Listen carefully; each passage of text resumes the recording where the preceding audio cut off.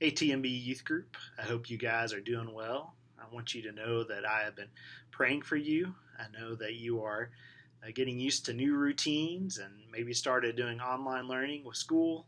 And you've probably been spending more time with your family than you would normally spend, which may be a blessing, but it may also be challenging at times.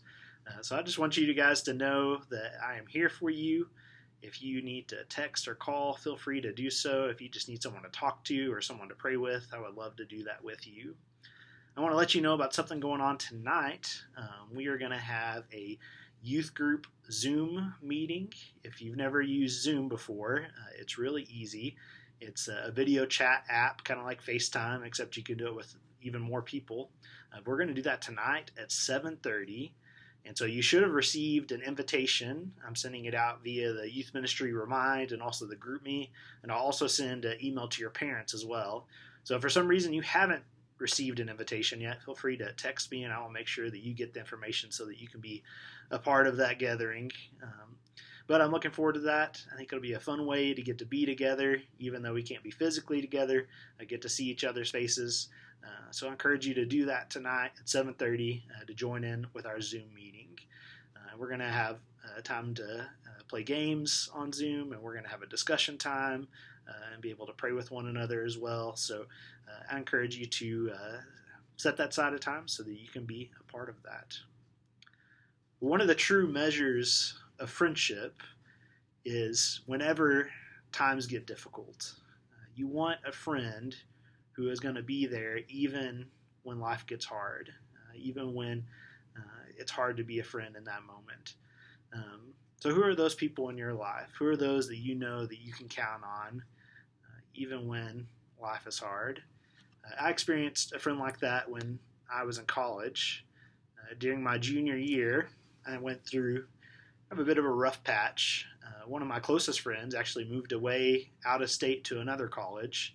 And some of my other good friends, they got really involved in their social clubs, and I didn't get to see them as much.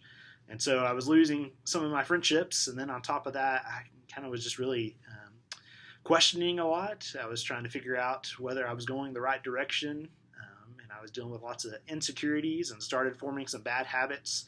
I became really reclusive and stayed in my apartment a lot of the times. I missed some classes, and sometimes didn't go to church. And so I was kind of going through a tough time.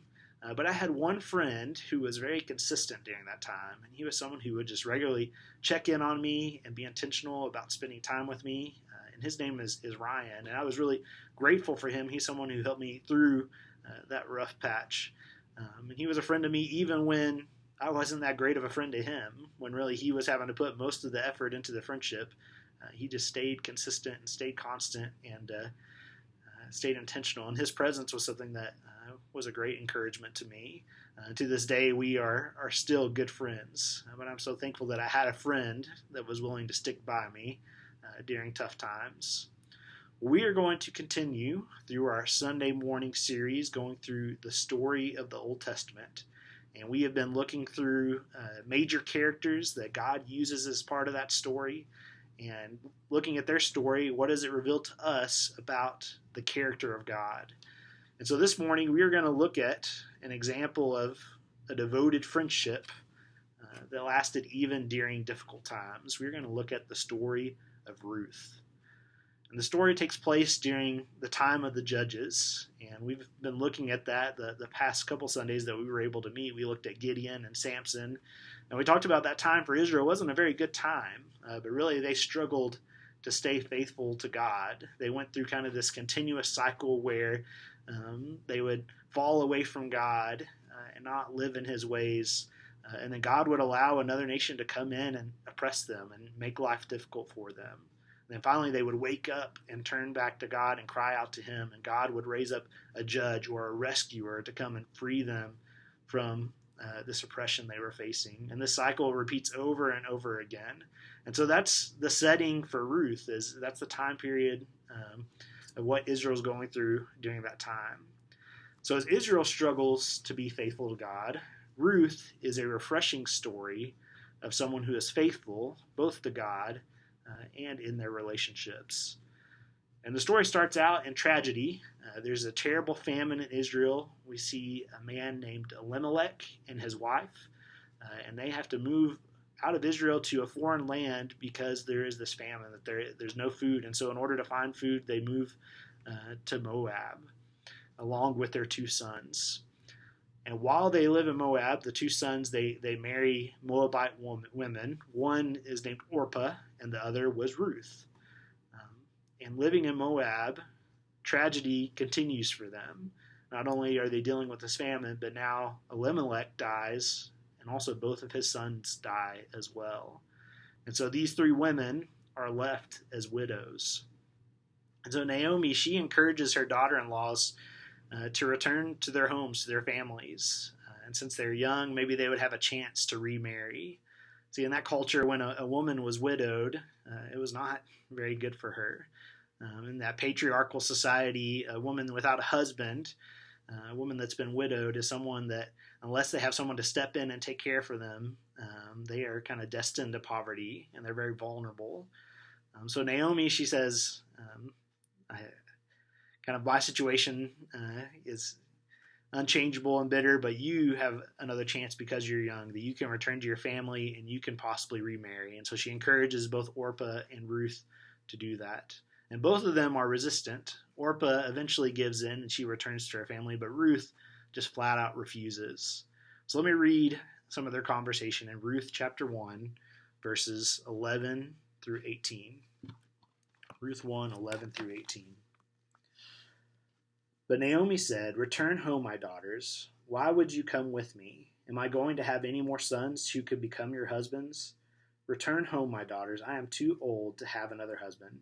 Even if I thought there was still hope for me, even if I had a husband tonight and then gave birth to sons, would you wait until they grew up? Would you remain unmarried for them? No, my daughters, it is more bitter for me than for you, because the Lord's hand has turned against me."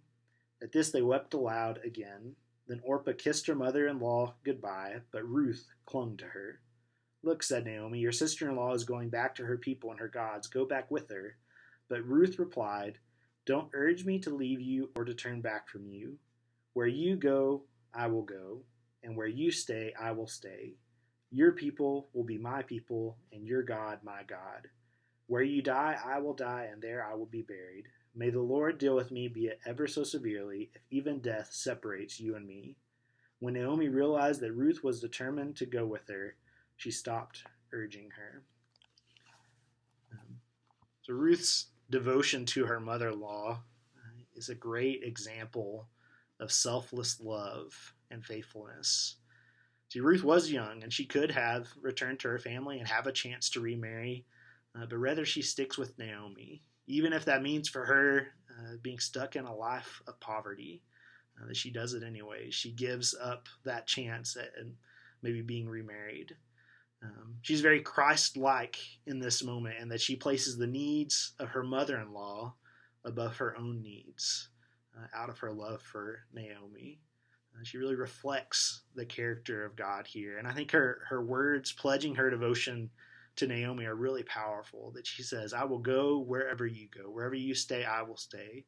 Your people will be my people, and your God, my God." I think Ruth is just an awesome example of someone who is a devoted friend, a devoted daughter-in-law, who says, "I'm going to stick by you, even in the difficult times, even when it's not favorable to me," that she chooses to be selfless in this moment and care for her mother-in-law, Naomi. So how can we follow the example of Ruth? How can we live out this example in our lives? Well, here are three quick takeaways of how we can copy this example, this Christ-like example that we see in Ruth. The first one is be devoted to your family. So Naomi wasn't just a friend, but she was Ruth's mother-in-law, that she was family. I think God desires for us to love and be devoted to our families. That God is the one who designed the family, that when he created humans, he decided to place us in a family. We don't live individually, but we're part of a family unit. And I know sometimes family relationships can be difficult, that sometimes they disappoint us, or they hurt us, or get on our nerves. But whenever we choose to love our family and be devoted to them, we are actually reflecting the character of Christ. So how can you better love your family? What could you do this week to better show love and devotion to them? Maybe it's being more patient. Maybe it's being more intentional about spending time with them. Maybe it's being willing to forgive easily. Maybe you can serve around your house in ways that aren't expected of you. How can you be devoted to your family this week? Number 2 takeaway from Ruth, how we can follow her example, is be devoted to your friends. So yes, Naomi and Ruth were family, but this is also a great example of friendship. So how can we be devoted to our friends like Ruth was to Naomi? How can you practice that this week? So who do you need to text or give a call? Who is someone that you could write a letter of encouragement to? How could you better pray for your friends? So be devoted to your friends. And 3 is trust in God. So Ruth sticking with Naomi was not only showing devotion to Naomi, but it was also showing devotion and faithfulness to God. And this was a God that she didn't grow up knowing. As a Moabite, she would have worshipped other gods, but she was introduced to the one true God through this family and through Naomi. And now she shows awesome trust in this God that she's come to know by choosing to stick with Naomi. That even though it could mean that they face a really difficult life, she trusted that God was with them and that God was going to take care of them. So how can you be more devoted to God? What are areas of your life that you need to trust Him more with? I encourage you to spend some time in prayer with God and asking Him to help you trust Him more and trying to surrender different parts of your life to Him. To say, God, I want to give you control over this. I want to submit my life to your plan. So we've talked about Ruth's faithfulness, but really more than anything, this story is about God's faithfulness. So if you don't know the end of the story, I would encourage you to read through the book of Ruth. It's really easy to read. It's only 4 chapters. It's pretty short. But Ruth and Naomi, they end up going back to Bethlehem. And there, God provides for them a kinsman redeemer. It's a man named Boaz who steps in and provides for Ruth and Naomi. And he actually ends up marrying Ruth, and together they have a child. And Ruth and Boaz, they end up being the great-grandparents of King David. And then later on from that line comes Jesus. So we can learn from the story of Ruth that we are going to face difficult moments in life, and sometimes it's going to be hard to see how God is at work. But we can learn from her story that God does not forget you, but He is faithful. That His plans for your life are greater than anything you could have planned. Our job is just to trust Him and follow Him. You guys have a great week. I will see you tonight on Zoom. God bless.